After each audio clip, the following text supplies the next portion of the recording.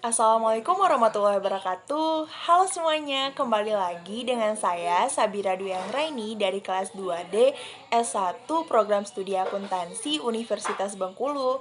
Nah, sebelumnya yang terhormat Pak Madani Hatta selaku dosen pembimbing, dosen pengajar akuntansi keuangan. Jadi di sini saya akan melanjutkan untuk menjelaskan materi tentang inventory atau persediaan barang.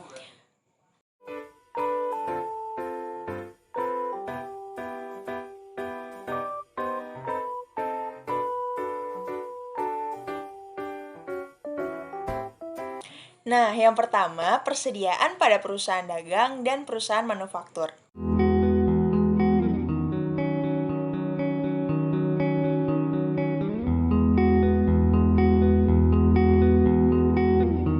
Persediaan perusahaan dagang, inventory atau persediaan barang merupakan persediaan berupa barang dagangan yang dibeli oleh perusahaan untuk dijual kembali tanpa mengubah bentuk barang tersebut.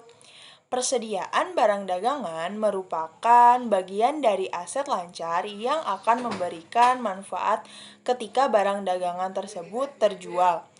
Nah, kalau persediaan pada perusahaan manufaktur terdiri dari yang pertama ada persediaan bahan baku atau raw material inventories, yaitu persediaan berupa bahan yang akan diproses menjadi barang jadi melalui proses produksi. Yang kedua, persediaan barang dalam proses atau work in process inventories, yaitu persediaan berupa barang yang belum selesai menjadi barang jadi sampai akhir periode.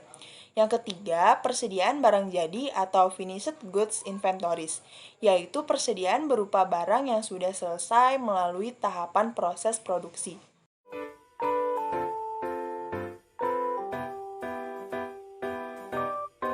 Lalu yang kedua ada penentuan kuantitas atau unit barang dagangan, yaitu menentukan jumlah unit yang masih tersisa pada setiap akhir periode.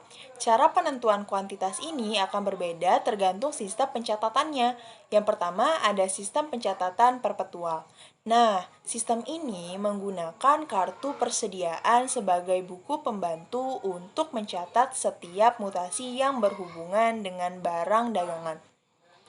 Nah, ada juga sistem pencatatan periodik. Sistem ini melalui perhitungan fisik melalui menghitung jumlah, berat, dan kondisi untuk setiap jenis barang sehingga diketahuilah jumlah kuantitas barang dagangan pada akhir periode.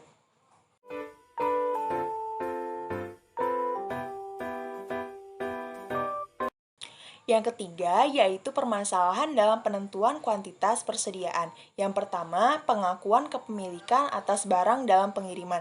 Ada dua syarat kesepakatan yang mempengaruhi kapan peralihan kepemilikan barang dari penjual kepada pembeli.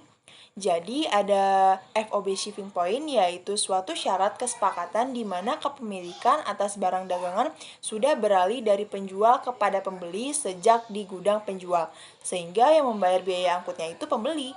Nah, sedangkan FOB destination point bedanya kesepakatan kepemilikannya sejak sampai di gudang pembeli, sehingga yang membayar biaya angkut adalah penjual.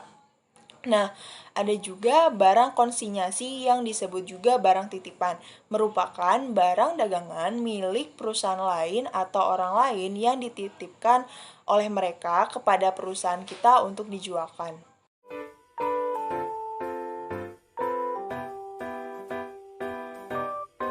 Lanjut yang keempat, ada metode penilaian persediaan, yaitu menentukan nilai persediaan barang dagangan akhir yang akan disajikan sebagai nilai persediaan barang dagangan pada laporan posisi keuangan perusahaan. Nah, ada beberapa metodenya, yaitu yang pertama metode harga perolehan.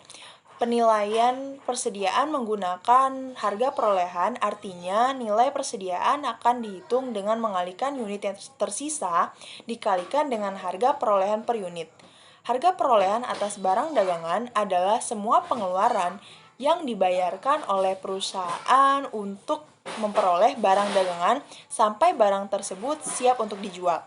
Nah, ada beberapa cara menentukan nilai persediaan berdasarkan metode harga perolehan, yaitu yang pertama identifikasi khusus, yang kedua asumsi arus harga perolehan, Nah, salah satunya ada FIFO atau first in first out, yaitu asumsi harus harga perolehan di mana nilai persediaan barang dagangan akan dihitung dengan mengalihkan unit yang tersisa dengan harga perolehan per unit, urut harga perolehan terakhir. Ada yang kedua, LIFO atau less in less out, yaitu asumsi harga perolehan di mana nilai persediaan barang dagangan akan dihitung dengan mengalihkan yang tersisa dengan harga perolehan unit urut perolehan awal.